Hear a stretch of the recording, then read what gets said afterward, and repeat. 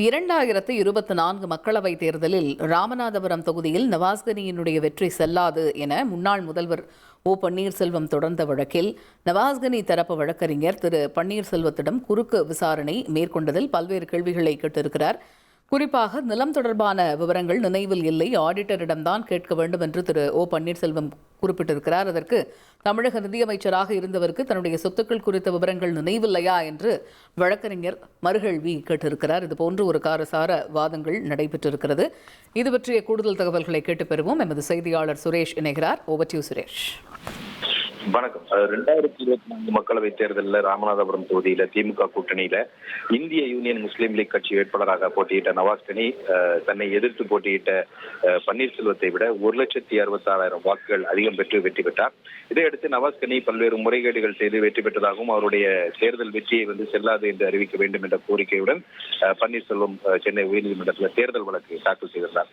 இந்த வழக்கை பொறுத்தவரைக்கும் நீதிபதி சி.வி. கார்த்திகேயன் இந்த வழக்கை விசாரித்து வருகிறார். இந்த வழக்குல ஏற்கனவே ஓபிஎஸ் தரப்புல 35க்கும் மேற்பட்ட ஆவணங்கள் சமர்ப்பிக்கப்பட்டு அது சம்பந்தமான வாக்குமூலம் பதிவு செய்யப்பட்டது.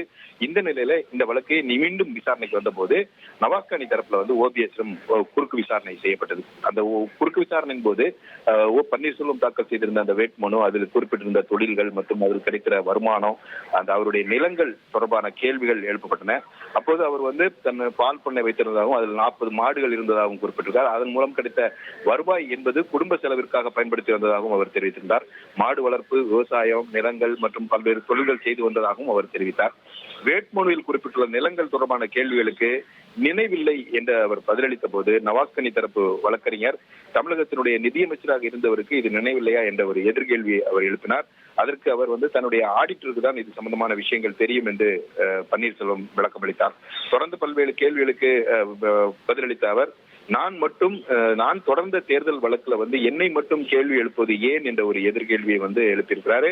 அவருடைய குறுக்கு விசாரணை என்பது இன்றைக்கு நிறைவடையாத காரணத்தினால் இந்த வழக்கின் விசாரணை ஜனவரி 9ஆம் தேதிக்கு தள்ளி வைக்கப்பட்டிருக்கிறது. அன்றைக்கு அவரிடம் மீண்டும் குறுக்கு விசாரணை நடத்தப்படும் என்று எதிர்பார்க்கப்படுகிறது.